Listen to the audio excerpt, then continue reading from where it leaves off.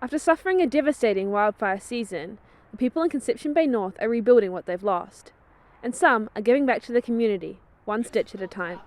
So you're basically sandwiched the quilt.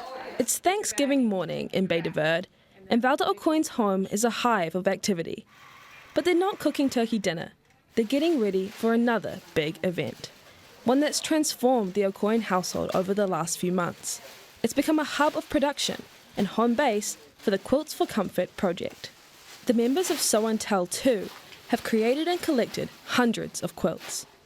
One for every home lost in the North Shore fire, and one for every student and staff member of Cabot Elementary, the Western Bay School destroyed in the flames. We were so saddened and very emotional and very traumatized by what was happening on the North Shore. From Kingston to Northern Bay, many of our friends, former colleagues, former students lost their homes in a devastating fire. They were evacuated for 24 plus days, and none of us could just get our heads wrapped around what was going on. We were all traumatized and very upset for our friends and fearful of what was next. For O'Coin and Anita Walsh, the decision to help was simple. And I said, give me 5 minutes. And that's all it took.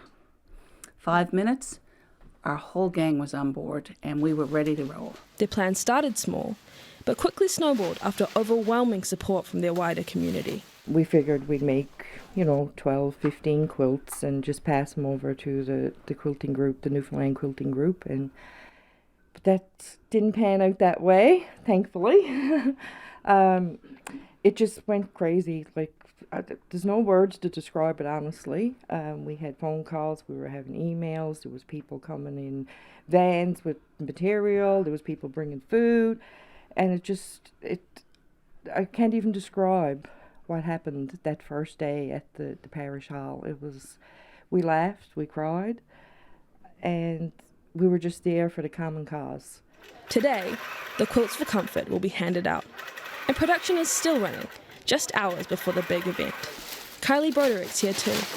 Her teddy bear drive collected 120 toys. She was so happy to be able to do that, and she was so excited because she said that if she had lost something in a fire, what would she miss the most? And she said her teddy bear. Now, it's time to hit the road, from the bus to the bags and everything in between. Donations from the community are what made today possible. As quilts file out the door, there's a little more room to breathe in the O'Coin home.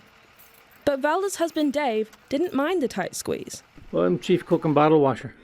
I just help out any way I can. They need something lifted, moved around, transportation, whatever is needed to be done, we just all pitched in. It's been a group effort by the group of Sew and Tell, but it's also a community-based effort, which has been amazing. With the bus full of quilts and smiling faces, the journey begins to Oka Pit Cove. On the way to distribute the quilts at Oka House Retreat, another space provided free of charge for the cause.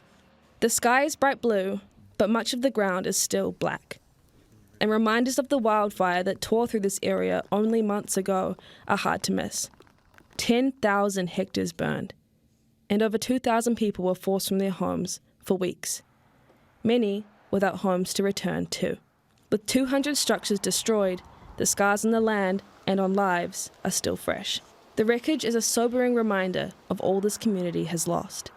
But days like today provide hope. Our hearts are smiling today, and they'll smile even brighter when we see the children come. And then we have home care workers coming for the seniors that lost their homes. And I can't wait to hear back from them that they got some comfort from these quilts. And it's a possession that they will now have that's theirs. And the stories that quilt will generate for years to come when it gets passed from one generation to the next will be amazing. Organised by community and age, there was something for everyone to call their own.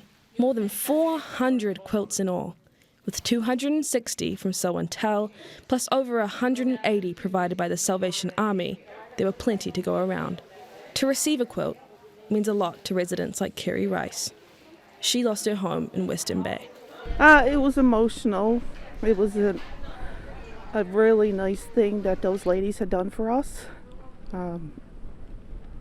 It's just so overwhelming. It's really nice with the cold season and stuff coming on. Like, we have a few blankets at home, but will be something special that we can even take to our new home once we get it rebuilt. It'll always be a memory or a reminder or whatnot.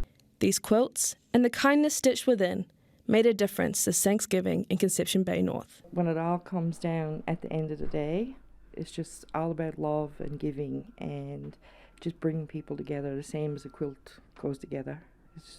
It's just I don't know what to say. We take threads, we take fabric, we cut fabric up in little pieces and we sew it back together. And we feel right now the communities on the North Shore have been cut into little pieces. And we hope when they get their quilts, they'll feel the warmth and comfort that a quilt can give. And they'll feel that there's hope that it can all be brought back together at some point in time. A blanket, it'll keep you warm, no doubt. But a quilt has taken threads and fabric and been stitched together with a lot of love. Sometimes the stitch ripper will test your patience, but the love is still there within the quilt. For the residents who have lost so much this year, each quilt gives them a little something to call their own, helping put this community back together. Madison Taylor, CBC News, Conception Bay North.